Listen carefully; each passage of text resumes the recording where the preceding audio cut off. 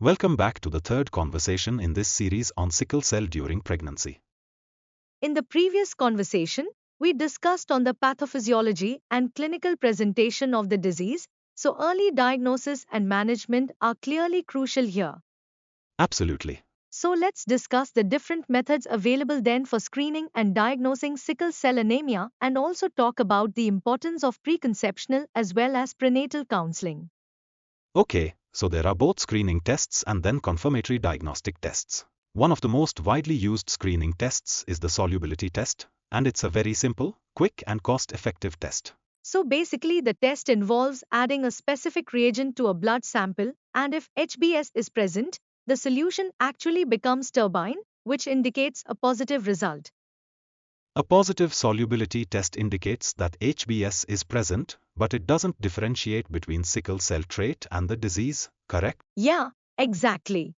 Okay, what happens next? So a positive solubility test then warrants further investigation with confirmatory tests. And so in India, the government has actually validated a point of care test or POC test specifically for sickle cell disease.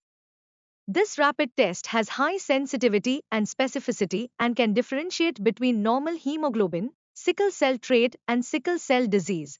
It's designed for primary health care centers, ensuring accessibility even in remote areas. That's great news for early diagnosis. Are there any other confirmatory tests available? Yes, we also have high-performance liquid chromatography or HPLC and hemoglobin electrophoresis. These are most sophisticated techniques that can identify a wider range of hemoglobin variants, but they are usually performed in specialized laboratories. In states like Madhya Pradesh and Maharashtra, sickle cell cards are used for premarital and preconception counseling by matching the cards of prospective partners. Yes, matching of the cards will show the chances of their children being born with SCD or SCD. Every individual who is screened for SCD is provided a sickle cell card. The card will show the status of the individual weighs normal, carrier, or diseased. The cards are color-coded separately for male and female. Based on the card status, the individual will receive treatment and counseling services.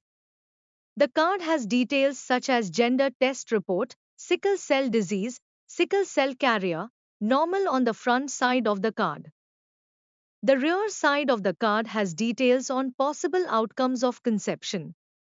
If any person with either sickle cell disease or carrier marries while matching, they should be placed together and held against the light.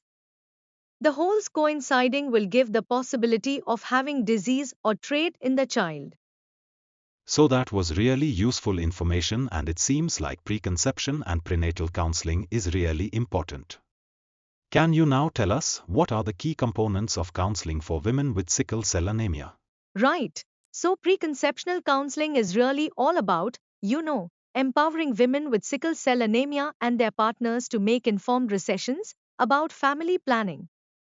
And the first step really is to determine the woman's genotype through screening. So we need to see if she has sickle cell trait or the disease, and equally important is also screening her partner. Exactly. And so genetic counseling plays a very crucial role here. We provide clear and accurate information about the inheritance patterns and the potential risks due to the offspring.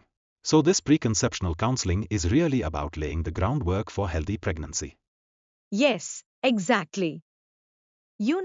Identifying and mitigating potential risks and providing a comprehensive education so that the couple feels empowered to make informed decisions. Beyond preconceptional counseling, if the woman becomes pregnant, we can discuss prenatal diagnosis options like chorionic villus sampling or amniocentesis, which can detect sickle cell disease in the fetus. Yeah. CVS is typically performed between 10 and 13 weeks of gestation, while amniocentesis is done between 15 and 20 weeks. Both procedures involve taking a sample of fetal cells to test for the sickle cell gene. Okay. They are given the information to make choices aligned with their circumstances. Well, that was a really comprehensive overview of the screening and diagnosis of sickle cell disease and importance of preconceptional as well as prenatal counseling. So let's conclude this session here. In the fourth part of this series, we will discuss about the care of women with sickle cell disease during pregnancy. So goodbye for now and stay tuned.